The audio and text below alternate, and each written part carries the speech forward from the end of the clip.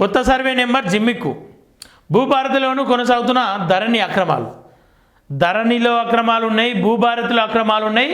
రేపటి రోజు ఇంకో యాప్ కావచ్చు, ఇంకో కొత్త చట్టం ఏది తీసుకొచ్చిన దాంట్లో ప్రభుత్వానికి లొసుకులు 100% ఉంటాయి.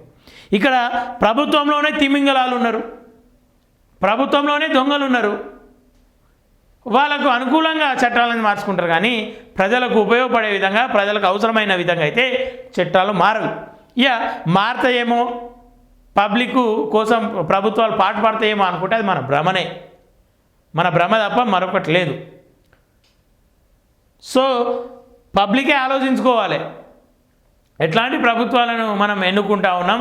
ఇలా మన భూమి, మన సొంతమైన భూమిని మనం పొందడానికి అనేక ఇబ్బందులు పడుకుంటా, అనేక సమస్యలు ఎదుర్కొంటా, మన భూమి పొరపాటున వేరే వాళ్ళ పేరు పైన పెడితే దాన్ని మనం తీసుకోవడానికి మళ్ళీ కోట్ల చుట్టూ తిరగాలి.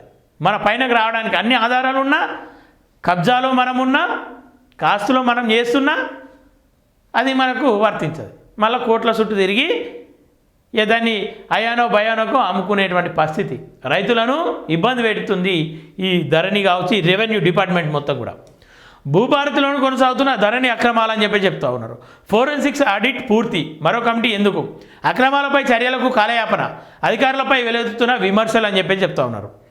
ఈ అధికారులపైన విమర్శలు, రెవెన్యూలో ఉన్నటువంటి నీచపు పని, రెవెన్యూలో ఉన్నటువంటి అక్రమాలు, రెవెన్యూలో ఉన్నటువంటి దోపిడీ ఇంకెక్కడ దొరకదు. ఇది మనం ఒప్పుకున్నా ఒప్పుకోకున్నా 100% నిజం. ఇలా రైతులను నానా తిప్పలు పెడుతూ, రైతులను అనేక ఇబ్బందులు పెడుతూ 3 చెర్ల నీళ్ళు తాగిస్తూ ఉన్నారు ఈ రెవెన్యూ అధికారులు. రెవెన్యూ డిపార్ట్మెంట్ అంటేనే అక్రమాలతో కూడుకున్నది. రెవెన్యూ అధికారులు అందరి ఆస్తులపైన ఒకసారి ఎంక్వైరీ వేయండి, ఒకసారి నిజాలు తెలుస్తాయి, వాస్తవాలు బయటపడతాయి. ఆ దమ్ము ఈ ప్రభుత్వాలకు ఉందా? వచ్చే ప్రభుత్వాల కన్నా ఉందా?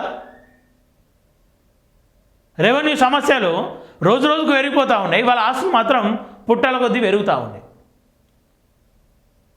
ఆస్తులు కొన్న రైతులు కావచ్చు, భూములు అమ్ముకున్న రైతులు కావచ్చు, వాళ్ళ బతుకులు అట్లనే ఉంటాయి, కానీ రెవెన్యూ అధికారుల బతుకులే బాగుపడుతూ ఉన్నాయి. ధరణి భూభారతిలోనూ సాంకేతిక లోపాలు, అక్రమాలను వరంగా మారాయి. పేర్లు మార్చి రైతులను ఏమార్చి భూములను కొట్టేశారు. రూపాయలు 1000 కోట్ల విలువైన భూములను హస్తగతం చేస్తున్నారు. గత ప్రభుత్వం ధరణిని అడ్డం పెట్టుకొని అక్రమాలను పాల్పడిందని కాంగ్రెస్ పార్టీ ఆరోపిస్తూనే ఉంది. ఇప్పుడేమో భూభారతి కూడా అదే దారిన నడుస్తుండడం ఆందోళనకు గురి చేస్తున్నది. భూభారతి ద్వారా కొత్త తరహా మోసాలు వెలుగులోకి వస్తున్నాయి.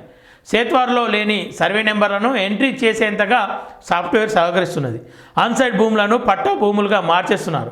ఏ హక్కు లేకపోయినా రికార్డులోకి ఎక్కించి మరొకరికి అమ్మేసి జూలం చేస్తున్నారు. అక్రమార్కులను విచారించకుండా ఏళ్లు గడిపేస్తున్న ప్రభుత్వం ఇప్పుడు మరో స్పెషల్ ఎంక్వైరీ టీంను ఏర్పాటు చేస్తామని కాలయాపన చేస్తున్నది. అది ఐపీఎస్ అధికారి నేతృత్వంలో పనిచేస్తుందని కొందరు లీక్ ఇచ్చారు. రెవెన్యూ సంబంధిత అంశాలను తేల్చేందుకు ఎలాంటి వారు అవసరమో గుర్తించకుండానే విచారణ చేయించడం ద్వారా ఏ మేరకు స్పష్టత వస్తుందోనన్న చర్చ అధికార వర్గాల్లో నడుస్తుంది. ఇప్పటికే ఫోరెన్సిక్ ఆడిట్ పూర్తయిందని ప్రకటించారు. ఈ నివేదిక ఆధారంగా చర్యలు తీసుకోకుండానే మరో టీం ఇచ్చే నివేదిక కోసం ఎదురు చూస్తే ధరణి పట్ల విమర్శలు వస్తున్నాయని ప్రభుత్వ పెద్దలు గుర్తించడం లేదని రెవెన్యూ నిపుణులు అభిప్రాయపడ్డారు.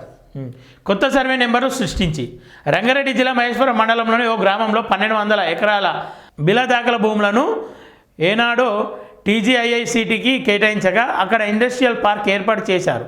అయితే కొంత విస్తరణ ఖాళీగా ఉన్నది. బిలాదర్ కళ భూముల్లో కొనసాగిన వారికి పట్టాలు రాలేదు. ఆఖరికి భూ రికార్డులు ప్రక్షాళన సమయంలో వారికి మిగతా 8వ పేజీలో ఉంది. ఈ ధరణిలో జరుగుతున్నటువంటి అక్రమాలు కొనసాగుతూనే ఉంటాయి. ధరణిలో ఖాళీ ఉన్న భూములను ఏం చేస్తారు పాపం, మళ్ళీ దోసుకోకపోతే ప్రభుత్వంలో ఉన్నవాళ్ళు తిరస్కరించారు.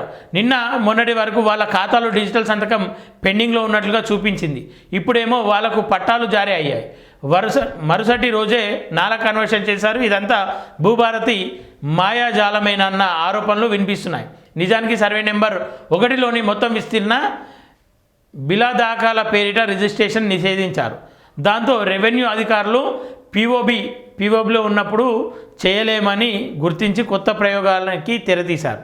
అంతకుముందు పహానీలో ఉన్న వారిలో మిస్సింగ్ సర్వే నెంబర్ల పేరిట అప్లై చేయించారు. వారికి ఓ సరికొత్త సర్వే నెంబర్ను సృష్టించారు. సర్వే నెంబర్ 1 బదులుగా 2-1 అంటూ కొత్తది రూపొందించారు. దీంతో పీఓబీ నుంచి తప్పించుకునే ఛాన్స్ ఇచ్చారు.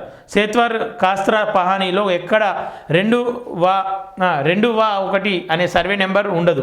కానీ వీళ్లకు లేని హక్కులను కల్పించేందుకు అధికారులు ప్రయోగించిన ఐడియా వర్కౌట్ అయ్యింది. ఎకరం రూపాయలు 10 కోట్ల విలువ చేసే స్థలాన్ని రాయించేస్తున్నారు. 1-2 కాదు, పెద్ద ఎత్తున దందా నడుస్తుందని స్థానికులు ఆరోపించారు. ఇది తహసీల్దార్, ఆర్డీఓ, కలెక్టర్, CCLA ఏ ఆఫీస్ నుంచి నడిచిందో అంతు చిక్కని కొత్త ప్రయోగం స్థానికులు చర్చనీయాంశంగా మారిందంట. ఇది పరిస్థితి.